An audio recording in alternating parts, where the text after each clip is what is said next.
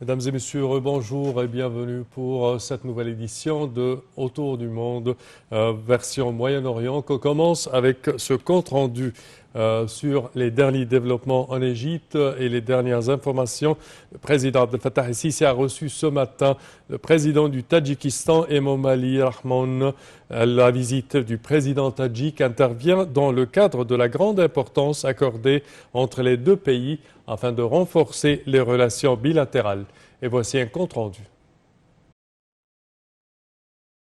L'Égypte et le Tadjikistan accordent une grande importance au développement de leurs relations à la lumière des liens historiques et culturels communs, en plus des opportunités de coopération bilatérale offertes par les deux pays et les sentiments d'amitié qui unissent les peuples tadjiks et égyptiens. Les dernières années ont vu une évolution remarquable dans le renforcement des relations bilatérales, notamment l'échange de messages entre le président el-Sisi et son homologue tadjik, en plus de leur réunion bilatérale tenue en mai 2017 à Riyad, en marge du sommet arabo-islamique américain et du sommet des BRICS en Chine, ce qui confirme la volonté commune de renforcer les relations amicales au niveau des aspirations des deux peuples. Concernant le climat d'investissement en Égypte, la nouvelle loi sur l'investissement est une étape importante sur la voie d'attirer davantage d'investissements à l'économie égyptienne, alors que les développements récents dans le domaine de l'investissement et de la réalisation d'importants projets en Égypte ouvrent de nouveaux horizons pour une coopération conjointe avec le Tadjikistan. Le produit égyptien est entré sur le marché tadjik grâce à la mise en œuvre de projets conjoints dans le domaine des produits agricoles et de diverses industries dans lesquelles l'Égypte a fait des progrès remarquables récemment. En 2019, l'Égypte et le Tadjikistan ont signé des accords en présence des représentants de 18 ministères et autorités afin d'encourager les investissements mutuels et d'établir des projets d'investissement communs. En 2017, lors de sa réunion avec le président el-Sisi à Riyad, le président tadjik avait déclaré suivre avec intérêt les développements positifs survenus en Égypte ces dernières années et a noté que l'Égypte avait repris sa position de pionnier à l'échelle régionale et internationale. Et pour plus d'explications sur ce sujet, mesdames et messieurs, nous avons le plaisir d'accueillir au bout du fil Dr Raouf Ghaffar, qui est analyste politique et expert en économie. Bonjour, Dr Raouf. Bonjour. Alors, comment voyez-vous la visite du président du Tadjikistan en Égypte, certainement au cours de ces temps un tout petit peu difficiles, je dirais, et quels sont les traités ou la coopération attendue à être signée aujourd'hui au cours du protocole entre les deux pays? Sans doute un protocole pour augmenter les relations. Il y a des relations économiques et commerciales entre les deux pays, mais les deux chefs d'État veulent que ça augmente un tout petit peu. Oui. Mais ce que je veux dire, c'est que le Tadjikistan, étant un voisin de premier ordre avec l'Afghanistan, et les Tadjiks représentent peut-être 50% de la population de l'Afghanistan. C'était un pays toujours instable. Mais quand ils ont obtenu l'indépendance il y a une trentaine d'années, ils se sont transformés en un pays pacifique, justement, qui veut absolument créer des zones de stabilité et de sécurité partout. Donc les deux chefs d'État, dans ce domaine, dans ce contexte, ils joignent leurs mains, parce que notre président encore, il veut absolument paix et sécurité dans la région, et leur président veut de même. Il y a un sommet, une conférence qui aura lieu là-bas pour les pays de la région. Sans doute, il y a encore pour inviter je sais que notre président et le roi de l'Arabie saoudite seront invités comme observateurs dans cette réunion importante. Bref, ce sont deux pays qui veulent la paix, qui dans tous les domaines, dans tous les endroits internationaux, ils veulent absolument, disons, faire un grand effort pour établir la paix et la sécurité dans leur région. Et c'est pour ça que les points de vue sont presque similaires ou identiques sur ce point de vue. En plus, certainement, les relations bilatérales. Est-ce que vous pensez qu'un traité sera signé pour réduire les douanes entre les deux pays, pour, je dirais, encourager l'investissement de part et d'autre et le commerce, soi-disant? Absolument. C'est-à-dire tout ce qu'il faut pour augmenter les relations bilatérales pour le bénéfice des deux pays. Donc on s'attend à...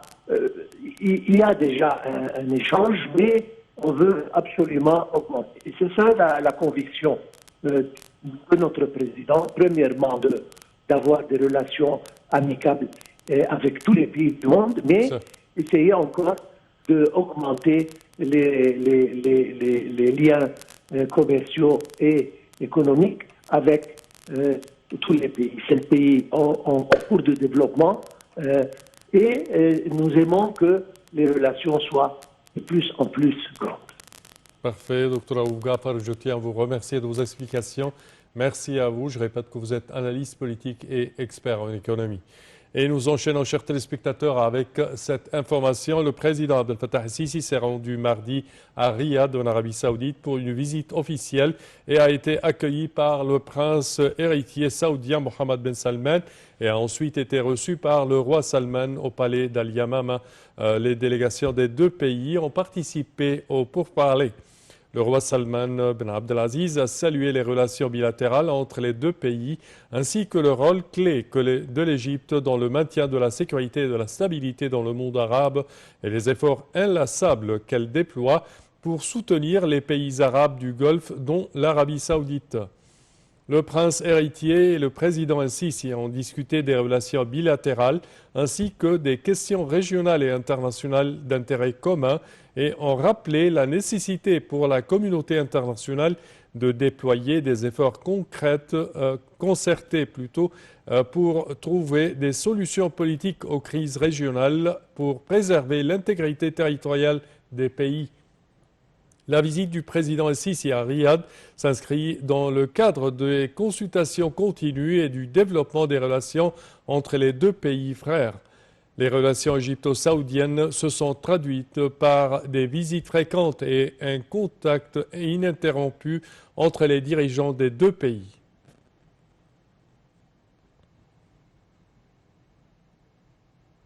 Et le ministre des Affaires étrangères, Sameh Choukri, et de la Jordanie et de la Palestine ont jugé important la poursuite des efforts afin de favoriser l'ambiance nécessaire au lancement des négociations sérieuses entre les parties palestiniennes et israéliennes pour l'instauration d'une paix totale, globale, juste et durable qui garantisse l'établissement de l'État palestinien aux frontières de 1967 ayant pour capitale Jérusalem-Est.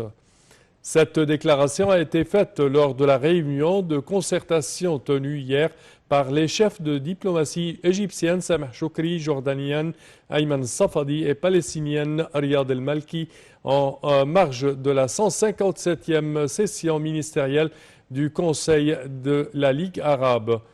La réunion a abordé les évolutions de la cause palestinienne à différents niveaux.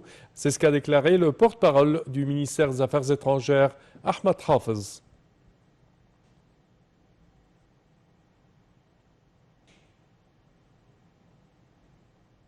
Et le sommet annuel de la Ligue arabe est prévu début novembre à Alger, après 3 ans d'interruption en raison de la pandémie de Covid-19. C'est ce qu'a annoncé hier le secrétaire général de l'organisation panarabe.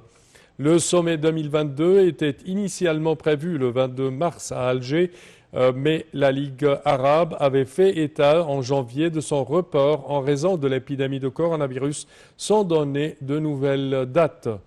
La réunion se tiendra du 1er jusqu'au 2 novembre, c'est ce qu'a indiqué M. Ahmad Aboulghait à l'issue d'une réunion des ministres arabes des Affaires étrangères au Caire, au siège de l'organisation.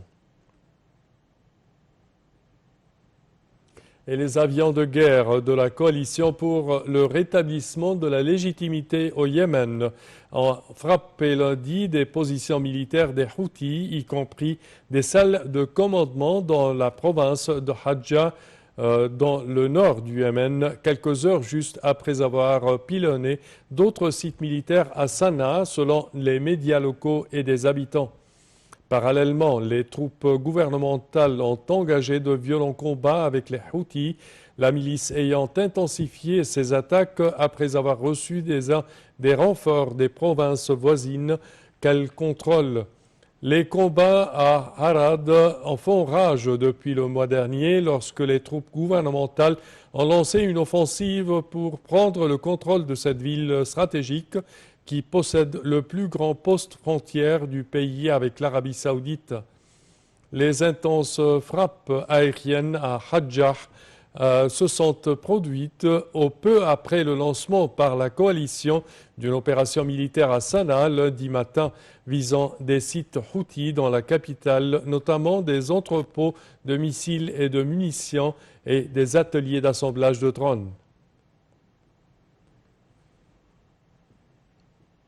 Et en Tunisie, les membres d'un organe de supervision judiciaire temporaire ont prêté serment lundi pour remplacer le Conseil supérieur de la magistrature dont la dissolution par le président Kais Saïd a suscité une vague de critiques dans le pays et à l'étranger. Je cite, « C'est un moment historique marquant l'indépendance réelle de la magistrature », c'est ce qu'a affirmé M. Saïd lors de la cérémonie au palais présidentiel devant les membres du nouveau Conseil supérieur temporaire de la magistrature qu'il a lui-même nommé.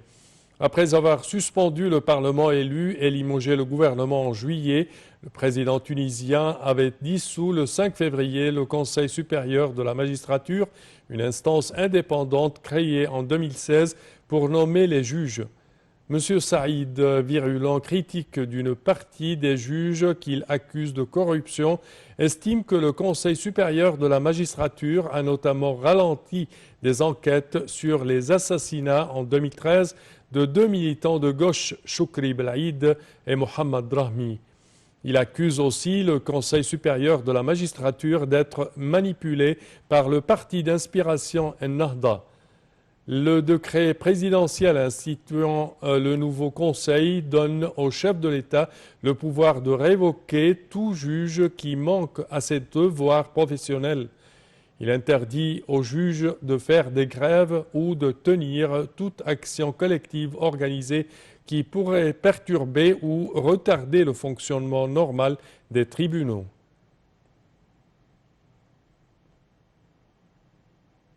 Et les universitaires palestiniens font part de leur profonde inquiétude face aux nouvelles restrictions israéliennes visant les travailleurs et les étudiants étrangers qui entravent l'enseignement dans les universités.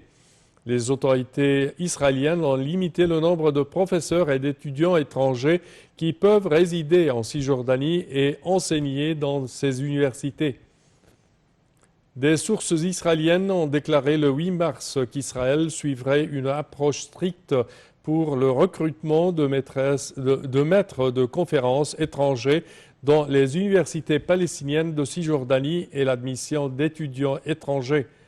Les maîtres de conférences qui souhaitent enseigner en Cisjordanie doivent également faire vérifier leur doctorat par le consulat israélien de leur pays d'origine, les autorités décidant du nombre de professeurs qui recevront un visa d'entrée. Israël n'autorisera non plus la présence de plus de 150 étudiants internationaux dans les universités palestiniennes et ces derniers seront tous tenus de passer un entretien avec le bureau de représentation israélien dans leur pays d'origine. Les universités palestiniennes de la Cisjordanie comptent quelques 120 000 étudiants. Les nouvelles restrictions israéliennes ont été émises à la fin du mois dernier et entreront en vigueur plutôt en mai prochain. Dossier syrien à présent, 15 soldats de l'armée syrienne ont péri dimanche lors d'une attaque du groupe terroriste Daesh contre un bus militaire dans une zone désertique du centre de la Syrie, alors que 18 autres ont été blessés, c'est ce qu'a rapporté une ONG syrienne. L'Observatoire syrien des droits de l'homme, l'OSDH, a ajouté que le bilan pourrait s'alourdir, la plupart des soldats étant grièvement blessés. Peu avant, l'agence de presse officielle syrienne, Sana, avait fait état de 13 soldats tués, dont des officiers et 18 blessés, dans une attaque terroriste contre un bus militaire dans le désert de Palmyre. Cette attaque n'a pas immédiatement été revendiquée par Daesh. L'OSDH a aussi indiqué que 3 soldats étaient morts vendredi à l'est de Palmyre lors d'une attaque contre un véhicule qui les transportait. Malgré la perte de ses fiefs en Syrie en 2019 et en Irak en 2017, l'organisation terroriste continue à mener des attaques à travers des cellules dormantes.